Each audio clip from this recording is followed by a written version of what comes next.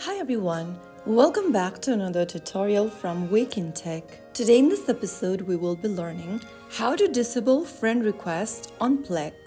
Whether you are looking to keep your media activity private or simply want fewer notifications, this quick tutorial will help you manage your Plex profile easily. First of all, open the Plex application on your device and make sure that you're logged into your account.